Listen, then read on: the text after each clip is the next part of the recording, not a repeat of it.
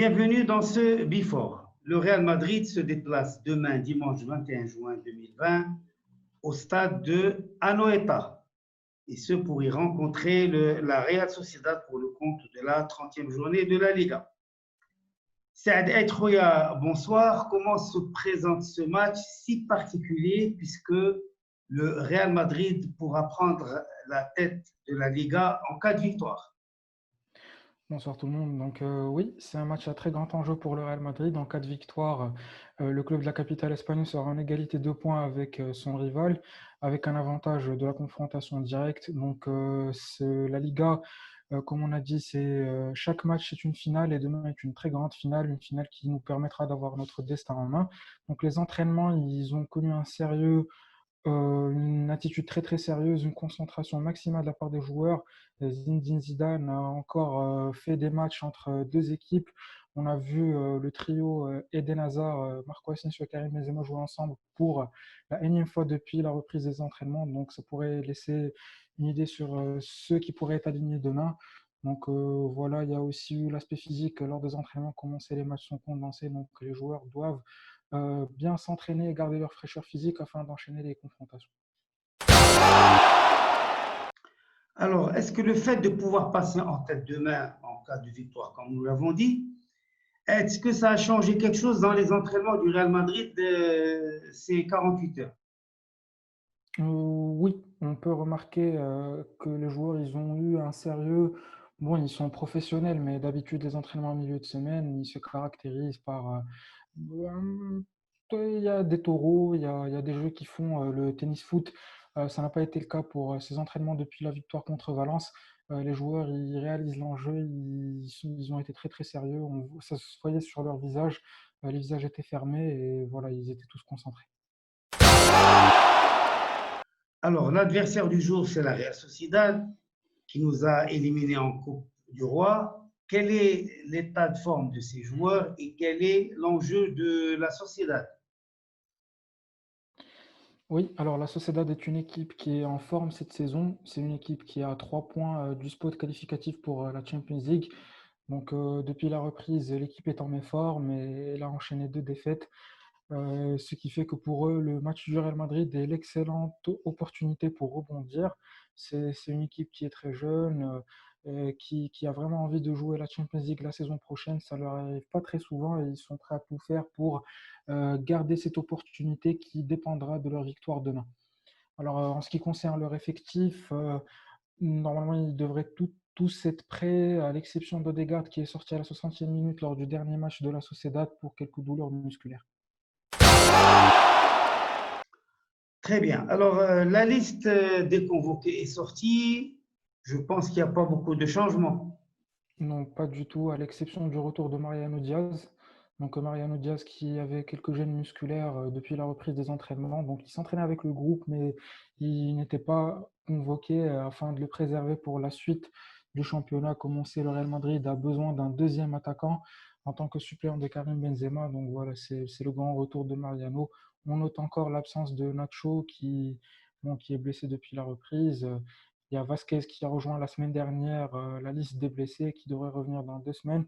Il y a Isco Alarcón qui a rejoint l'infirmerie aussi la veille du match de Valence.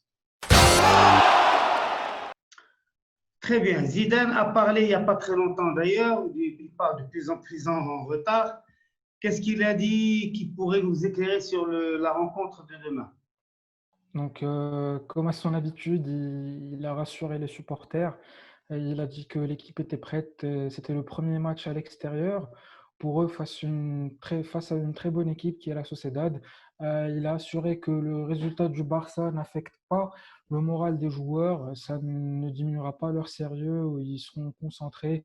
Il a expliqué aussi que depuis la reprise, les joueurs étaient conscients que chaque match est une finale et que demain, il y en aura une autre. Il a aussi assuré que ses entraînements et ses discussions avec les joueurs étaient à 100% basés sur leurs propres performances et non pas aux performances des autres. Et il n'a pas manqué de rappeler que Odegaard appartient au Real Madrid, que c'est un joueur qui représente l'avenir du club, qu'il est en train de faire d'excellentes choses avec la Sociedad cette saison et qu'à l'heure actuelle, il ne pense pas vraiment à le reprendre. Il dit qu'il verra plus tard ce que le club compte faire avec lui, mais pour le moment, il est à la Sociedad. et il faut le laisser terminer sa saison. Alors, il a parlé de Marco Asensio une deuxième fois. Il a dit qu'il était très content de sa performance contre Valence. Est-ce qu'il allait jouer ou pas? Il a dit qu'il préfère y aller pas à pas avec lui. Ça pourrait nous donner une idée sur la titularisation de Marco, mais avec Zidane, on ne sait jamais. Il a parlé de Jesus Reiner qui s'est entraîné avec l'équipe A et il n'a pas été convoqué parce qu'il appartient à la Castilla, donc c'est une convocation d'exception qui devait avoir lieu, mais malheureusement, il a eu une petite gêne musculaire et il a assuré que c'était un joueur qui était très jeune, il venait d'arriver en Espagne, donc il a tout le temps devant lui pour mûrir et rejoindre l'équipe A. Et il n'a pas manqué aussi de louer la performance de Karim Benzema en rappelant à ses détracteurs que Karim et ici, depuis 11 ans, les gens disent que c'est mal quand il ne marque pas, mais un œuf qui marque et qu'on ne voit pas du match.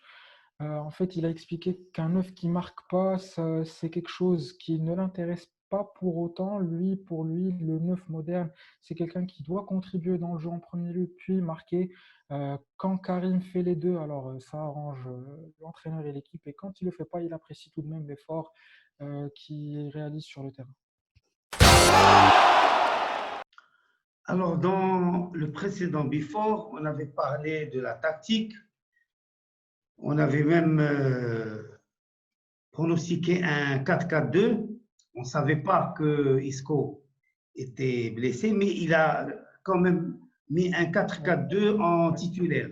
Alors, à ton avis, demain, ce sera encore un 4-4-2 ou un 4-3-3, sachant que la rentrée de Asensio a fait beaucoup d'effets et à Zidane et aux fans. Oui, oui, et à Karim Benzema surtout, il a apporté beaucoup de profondeur, il a pu libérer le neuf du Real Madrid, qui a laissé parler son génie avec ses deux buts.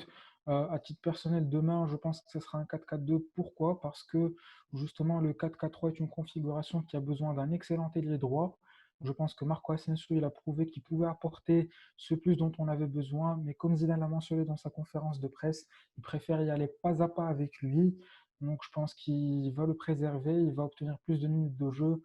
Je pense que ça sera un 4-4-2 demain, sauf s'il décide de prendre le risque avec Marco et titularisé depuis la première minute. Donc dans ma tête personnellement, c'est un 4-3-3 si Asensio débute.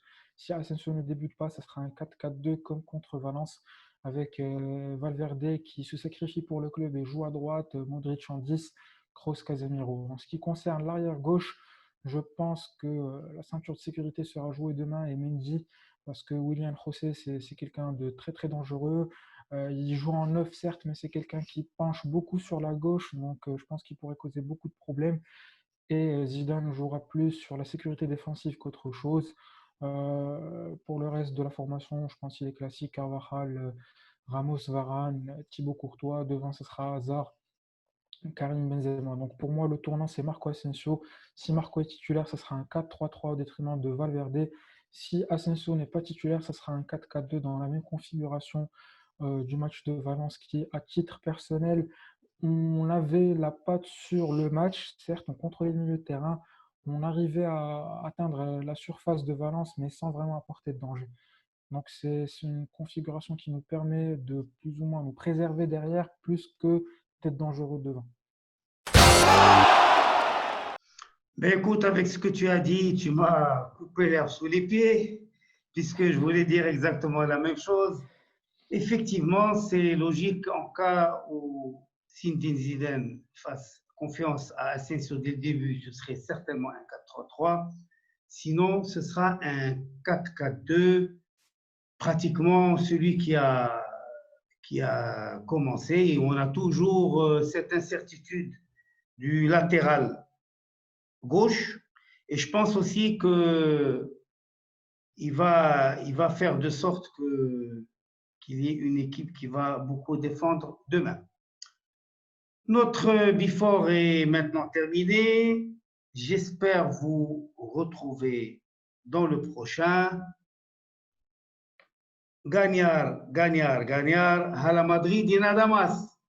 À la Madrid.